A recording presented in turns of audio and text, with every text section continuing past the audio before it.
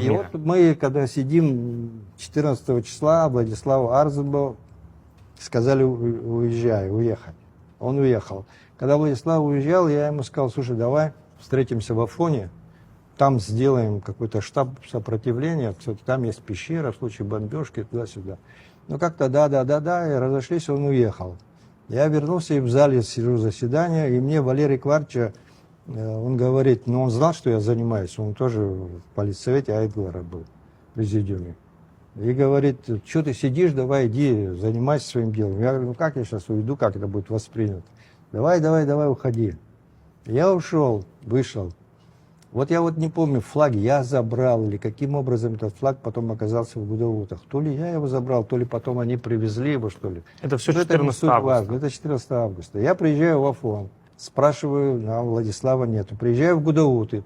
В Гудауты по нашему плану должны были уже напасть на Гудаутскую базу, захватить вооружение и прочее. А там уже перед администрацией народ собрался, толпа, я разговариваю, там Дима Арзема, который у нас, это и другие ребята, которые там в активе, все стоят, невозможно отдельно отойти. Я говорю, почему не сделали? Но они не знают ситуацию все-таки. Они говорят, Владислав что говорит?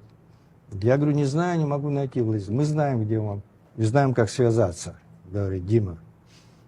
Как связаться? Ну, пойдем, говорят, там около администрации, прямо у моря, пункт пограничный. И как зайдешь, сразу стоял столб, часовой стоит и вертушка. И мы завалили туда, вся эта толпа, что мы это часовой может сделать. Набирают, связываем с Владиславом, он находится в Эшере, на этой части, которая в Эшерах стояла. Лаборатория она называлась, сейсмическая. И я говорю, вот мы можем взять. Он говорит, ну давайте, если можете, давайте делать. И как только услышали, что мы, хотя у нас были подготовлены на такой случай машины, которые должны были организовывать. Какой организовать, и как рванулись, кто что схватил. Я им кричу, возвращайтесь, убейте Владислава Арзена, обсуждаем предстоящую сессию. И вдруг, значит, звонит ему по ВЧ, звонит замглавы администрации Чимчирского района Бадья, фамилия. И он говорит, что наблюдают движение бронетехники в сторону Абхазии. Владислав Арзман что-то его отчитал, прекратите панику и так далее. И по вертушке хочет связаться с Ахурей, а никто не отвечает.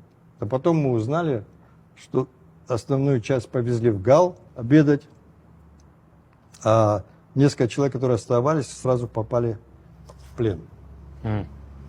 Вот. Они после войны были освобождены? Мы их потом обменяли во время войны еще. Потом, значит, опять звонит Бади, опять говорит, опять Владислав нервничает, на него наезжает. Я тогда не понимал, но потом я уже это все узнал, что все-таки с Владиславом Арзеном договорились, Шаварнадзе договорился о том, что это был как такой момент, когда гамсахурдисты похитили вот эти Кубали, они похитили такого министра Кавсадзе грузинского.